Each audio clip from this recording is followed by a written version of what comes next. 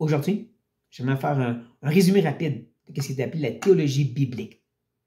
Comparez ça, disons, à la théologie systématique, qui est le fait de prendre certains sujets bibliques, la prière, et de l'examiner à travers la Bible. Et bien souvent, on prend des versets et plein de versets hors contexte pour comprendre le sujet de la prière. Mais comparé à ça, en contraste, la théologie biblique, c'est plus de voir ce que Dieu révèle progressivement plus à travers sa parole. Notamment les sujets que lui semble nous présenter comme étant importants. Par exemple, le royaume de Dieu. On voit que Dieu a commencé par un royaume physique avec Israël, un royaume de prêtres, qui physiquement ont conquéri jusqu'à un certain point au moins.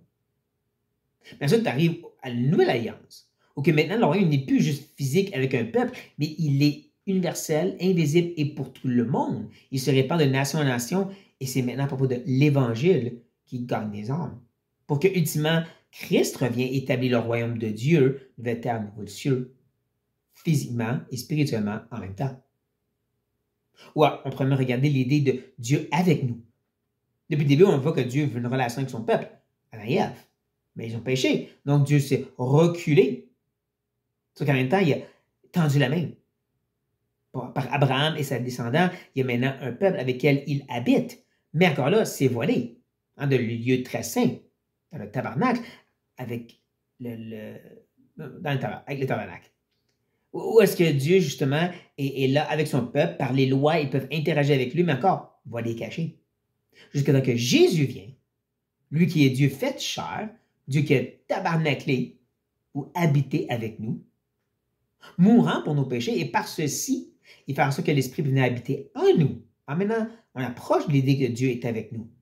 Nous donnons son temple, il habite en nous. Mais ce n'est pas fini, parce qu'ultimement, Dieu va établir une nouvelle Jérusalem, où que physiquement, il va être avec nous, et nous, dans les états glorifiés, on va être avec lui pour toujours. Donc là, on voit l'idée du royaume ultime et complet de Dieu avec nous.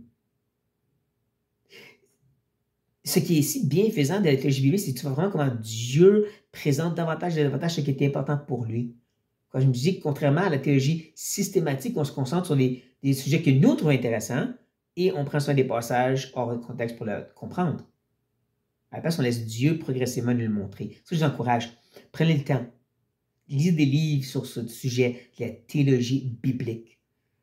Allez écouter des sermons ou des études sur ceci, ça va grandement vous enrichir. Chers frères et sœurs, soyez bénis.